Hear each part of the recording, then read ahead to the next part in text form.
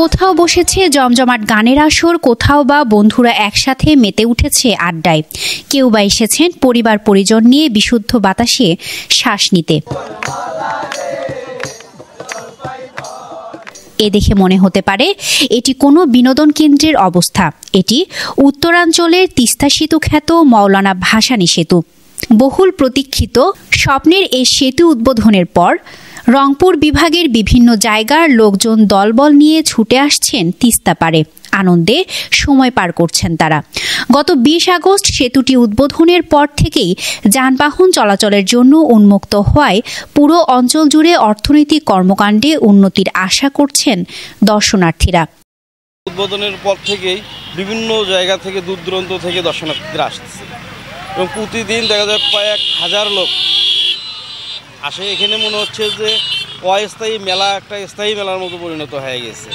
আমি এসেছি চিলমারি থেকে, জায়গাটা অনেক ভালো লাগছে, ব্রিজটা অনেক সুন্দর করে করছে। আমরা এখানে এসে অনেক আনন্দিত। এখানকার মনোরম পরিবেশ ও অন্যান্য বাজার, তারপরে আশেপাশের মানুষজন অনেক ভালো এবং আমরা ঘুরে অনেক প্রশান্তি পাইছি। আগে মনে করেন নৌকার কারণে আমাদের মন চাইলেও আমরা আসতে পারতাম না, এখন অতি সহজেই আসতে পারি, যাতায়াত খরচও কম, সময়ও কম লাগতেছে। আমরা সব ফ্রেন্ডরা একসাথে হয়ে হরিপুর ব্রিজ ঘুরতে এবং গানের আড্ডায় আসছি। আমরা হরিপুর ব্রিজে এসে আমাদের অনেক ভালো লাগলো। দীর্ঘ সময় ধরে এই সেতু নির্মাণের আন্দোলন করেছেন যিনি। জীবদ্দশায় মাওলানা ভাসানী সেতু উদ্বোধন দেখে খুশি শরীদুল্লাহ মাস্টার। 1995 সাল থেকে এই ব্রিজের আন্দোলনের আমি সূত্রপাত করি। 1995 আজ কিন্তু 25, প্রায় 30 বছর অতিবাহিতর ফলে এই ব্রিজ আজ বাস্তবিক রূপ দিচ্ছে এবং আমারও ভাগ্য আন্দোলনকারী হিসেবে নিজে বাস্তবিক চোখ দিয়ে দেখিয়ে উপভোগ করতেছি।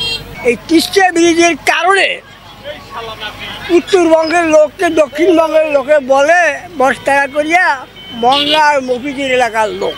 গ্রামের অধিকাংশ মানুষ নারী পুরুষ গাইপাত্র সর্বনাশা মরা তিস্তা নদীরে, সর্বনাশা মরা তিস্তা নদীর একটা অত্যন্ত সাহিত্যিক ভাষা দুঃখের গালি। এই তিস্তা নদী আবহমান কাল থেকে 2 দিনের লক্ষ লক্ষ পরিবারকে ধ্বংস করছে। সেতুর উদ্বোধনের পরে নানা ধরনের কাজ শুরু করেছেন সেতুর 2 পারে কৃষির সাথে জড়িত কৃষক, ব্যবসায়ী ও খামারিরা। সেতুর সুফল পেতে 2 জেলার উদ্যোক্তারা বিনিয়োগ বাড়াচ্ছেন বলে মনে করছেন সুশীল নেতৃবৃন্দরা। এই সেতু নির্মাণের ফলে গাইবান্ধা জেলা এবং কুড়িগ্রাম জেলার অধিবাসী যারা আছে তাদের